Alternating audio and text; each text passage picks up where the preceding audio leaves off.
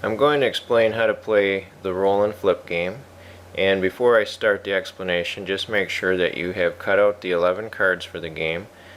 You need 10 chips per player and a pawn and a die. Remember that the goal of the game is to have the most chips when the game ends. So to start, shuffle the cards and deal them in a circle like this, and then put the pawn next to any one of the cards. Put the chips in the middle, and again that's 10 chips per player. Then each player will take 3 of those chips from the center, and that starts what's called the chip pile. When it is your turn, you're going to take the die and you're going to roll it, and whatever number you get, like if you get 4, that's how far you're going to move the pawn clockwise around this circle. And just imagine that each one of these cards is a space. When you move as far as the die roll tells you to move, then you flip over that card and you follow the directions on it. Like this one says take 1 chip from each player. So they would give up a chip and you would get 2 more.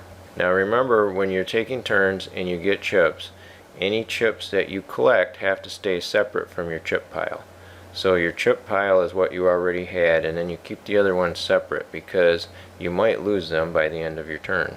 Now at this point you've got a choice.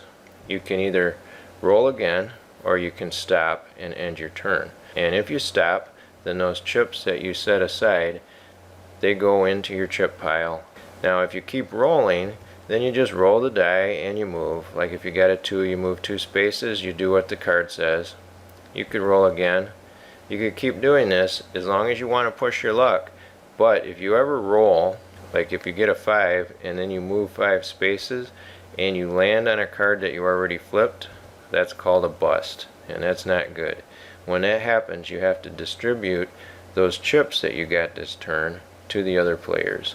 So you notice those chips go away and the other players get more chips because of it. That ends your turn. To continue the game, take those cards that you flipped face up and shuffle them and put them back into a circle. Then pass the die to the next player. Each player will take turns like this, and the chips will get passed around between players and with the center.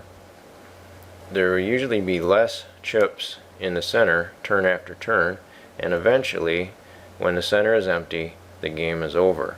The player with the most chips wins. Be sure to read all the rules because there are some clarifications and some special cases.